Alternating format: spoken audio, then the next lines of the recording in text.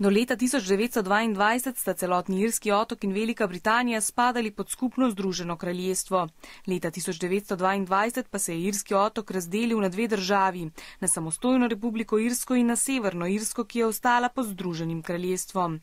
Od takrat so na Severnem Irskem različna mnenja, ali naj tudi Severna Irska postane samostojna država ali ne. Ena skupina ljudi je trdila, da bi morala biti Severna Irska samostojna, druga pa, da bi morala ostati pod Združenim kraljestvom. Ti dve skupini pa se razlikujeta tudi po veri. Ena skupina so protestanti, ti želijo ostati pod Združenim kraljestvom, drugi pa katoliki, ti se želijo odcepiti.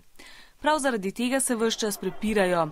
Med protestanti in katoličani pa se večkrat vnamejo srditi spopadi. Trenutno spopad poteka zaradi zastave na mestni hiši. Protestanti so jezni, ker je mestna oblast odločila, da lahko zastava Združenega kraljestva na mestni hiši v Belfastu visi le določene dni v letu, medtem ko katoliki menijo, da bi morala biti zastava dvignjena ves čas.